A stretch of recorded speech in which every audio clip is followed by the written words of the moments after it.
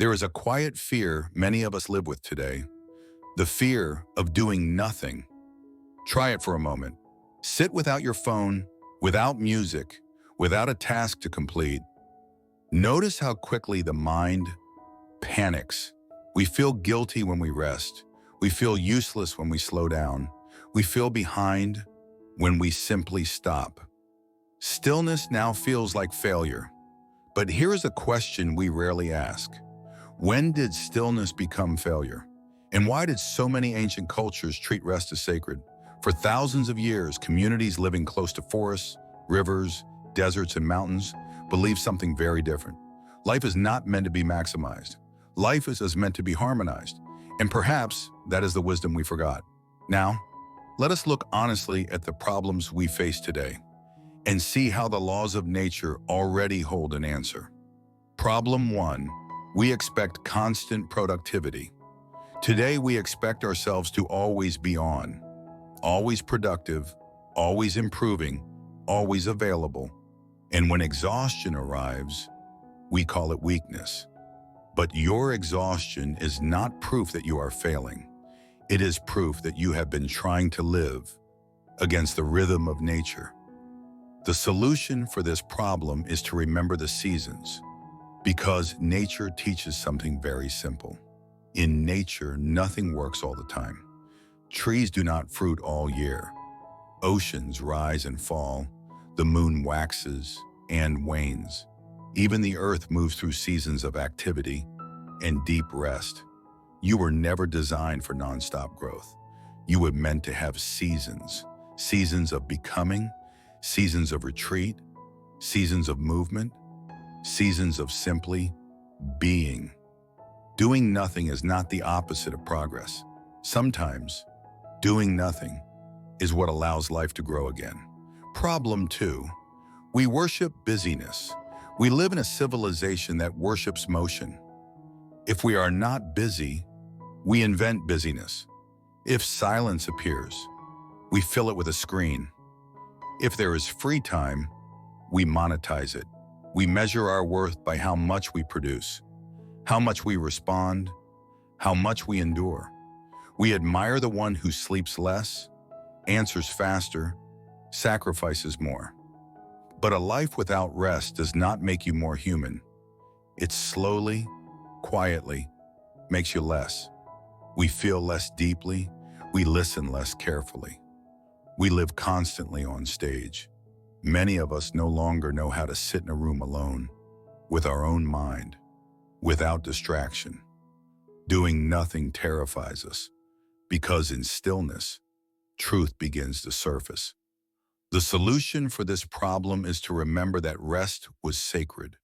For many indigenous cultures, rest was not laziness. Rest was sacred. Rest meant returning to yourself, letting the land recover, allowing the spirit to breathe, and letting the community reconnect. They followed seasons, animal migrations, moon cycles, planting and harvest rhythms. Their wisdom was simple. When the land rests, we rest. When the land moves, we move. Doing nothing was not wasted time. It was when the soul finally caught up with the body. Problem 3, cities that never sleep. Picture Tokyo, New York, or Mumbai at night. Bright lights, endless traffic, shops open late, trains full past midnight. We call it vibrant. We call it alive. But quietly, something else is happening. Cities that never sleep slowly create people who forget how to rest.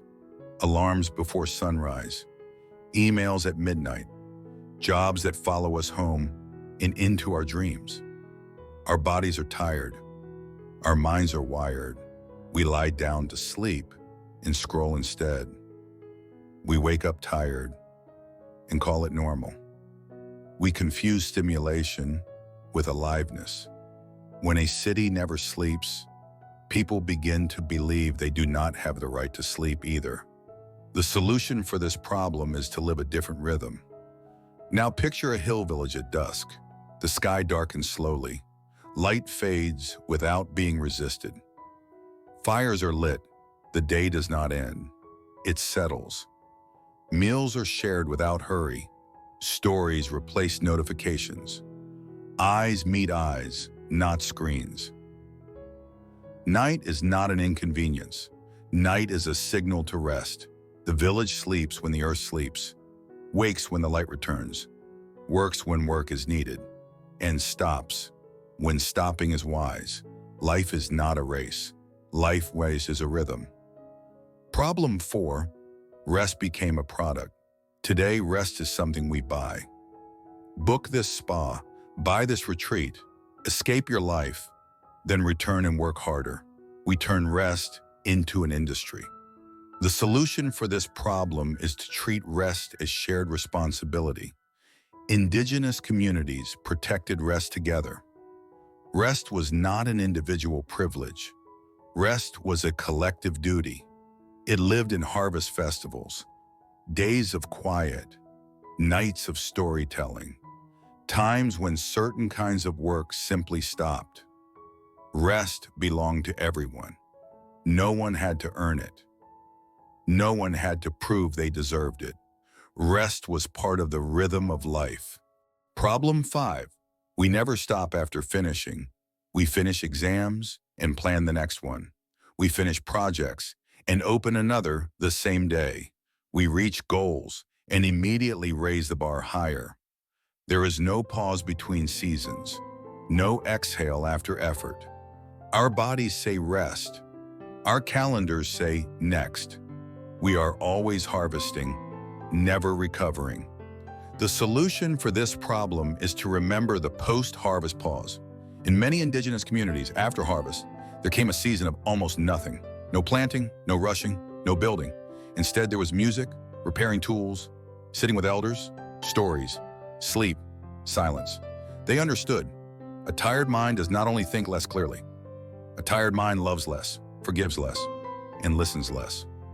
Rest was not a break from life. Rest was part of life. The moment of realization.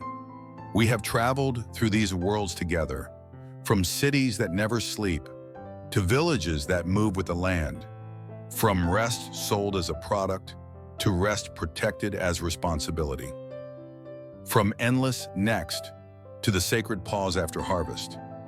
And now one truth is impossible to ignore.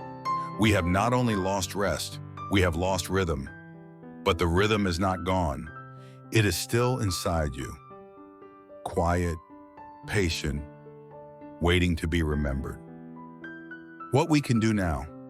And so the question becomes, how do we begin again?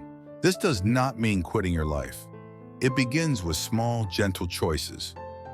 One evening without screens, a walk without headphones, sitting under a tree without photographing it, letting boredom exist without fixing it.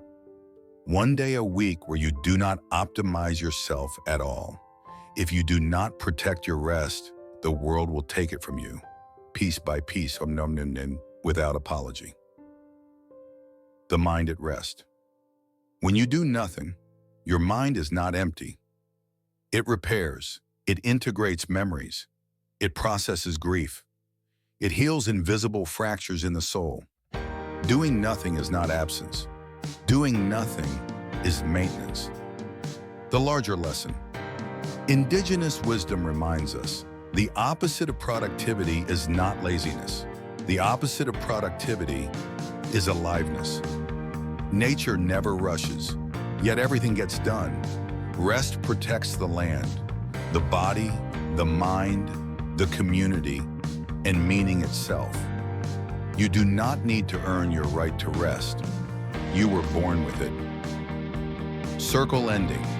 If you feel guilty when you slow down, if silence feels uncomfortable, if your mind panics when nothing is scheduled, remember the problem is not that you stopped. The problem is believing you must always be more than human. Sit, breathe, listen without hurrying. You are not falling behind.